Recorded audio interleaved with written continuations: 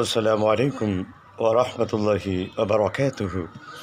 உங்கள் அனைவரின் மீதும் ஏக இறைவனின் சாந்தியும் சமாதானமும் உண்டாகட்டுமாக.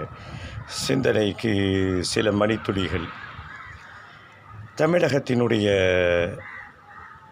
இஸ்லாமிய ஊர்களை தொடர்ந்து பார்த்து வரக்கூடிய அந்த தொடரில் முதலிடத்தில் காயல்பட்டினம், அதை சார்ந்த தொன்மையான ஆன்மீகம் தொடர்புடைய பல செய்திகளை சிந்தனைக்கு விருந்தாக நாம் படைத்து வருகிறோம்.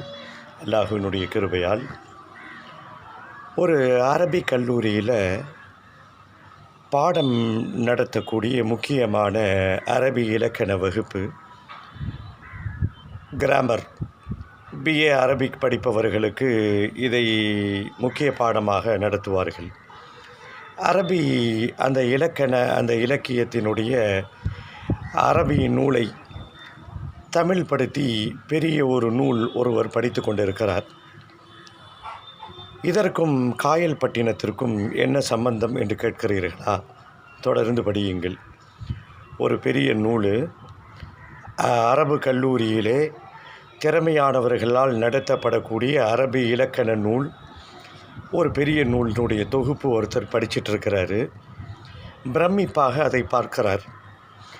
பார்த்து மூடுகின்ற பொழுது அதனுடைய அட்டையில் ஒரு பெண்மணியினுடைய பெயர் போட்டு அவங்க தான் அதை தொகுத்திருக்கிறாங்க. சித்திகியா என்று எழுதப்பட்டிருக்கிறது. இது போன்ற நிறைய நூல்கள் பல பெண்களோடு இணைத்து பல பட்டங்கள் இருப்பதை போல சித்திகியா என்று எழுதப்பட்டிருக்கும்.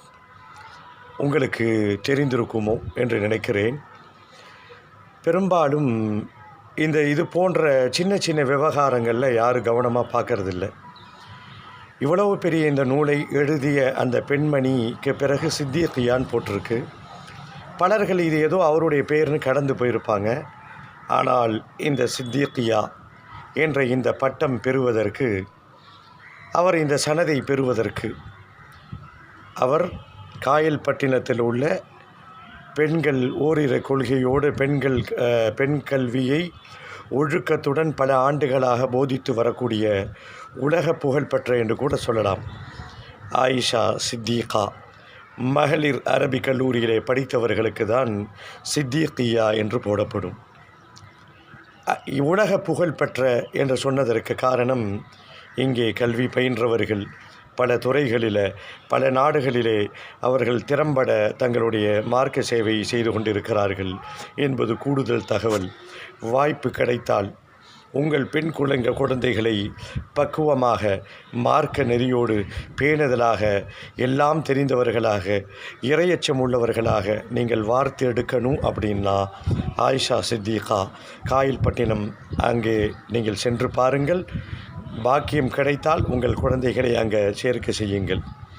இறைவன் இது போன்ற நல்ல செய்திகளை கேட்பதற்கும் பகிர்வதற்கும் வாய்ப்பை நல்குவானாக.